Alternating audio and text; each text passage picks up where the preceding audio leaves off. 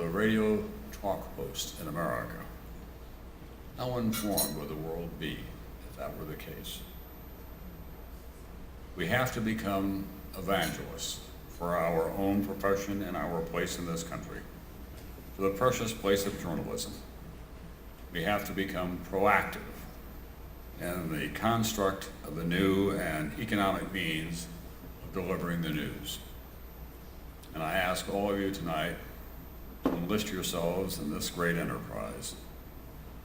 It may mean new forms. I talked the other day with an entrepreneur in the IT world who's been very successful as a businessman and has a great passion about journalism. And he doesn't have the answers either.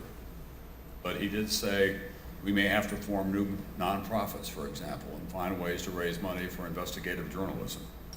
I believe that we have to have more consortiums.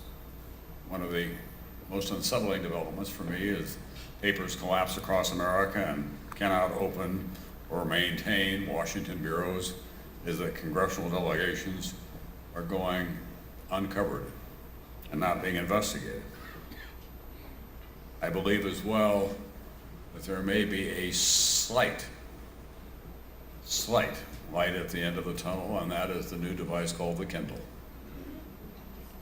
If we get it in large format, and it's wireless and you can get newspapers on it, it may be a way that people will be prepared to pay for the information that is not free.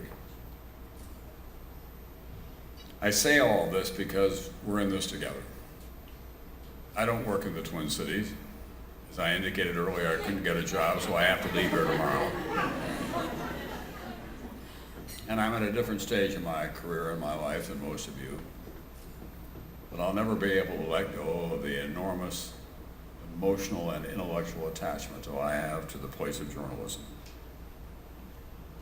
Here's how I concluded my remarks at the Kennedy School. After almost 40 years in this profession in small towns and on the world stage, during times of constitutional crises and wars and natural disasters of epic proportions, social and economic upheaval, scientific triumphs and great personal tragedies, I have one enduring and primary conclusion. The people take us seriously when we do our job seriously, when we fulfill our obligations to them and our place at this time in our lives, we return the favor.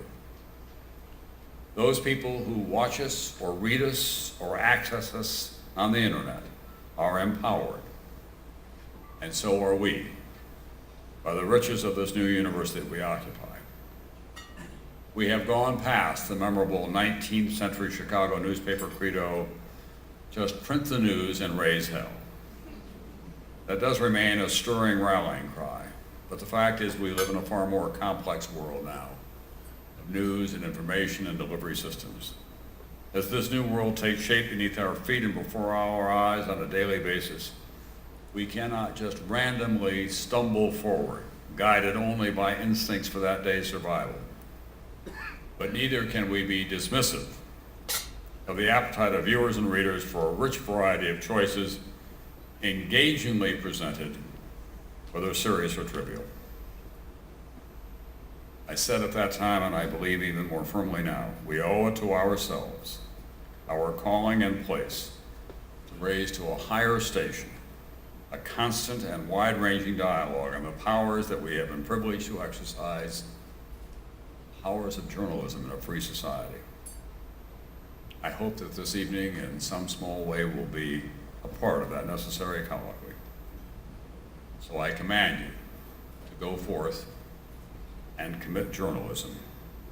Do it in the trenches and on the high ground. Do it every day that you can. Thank you all very much.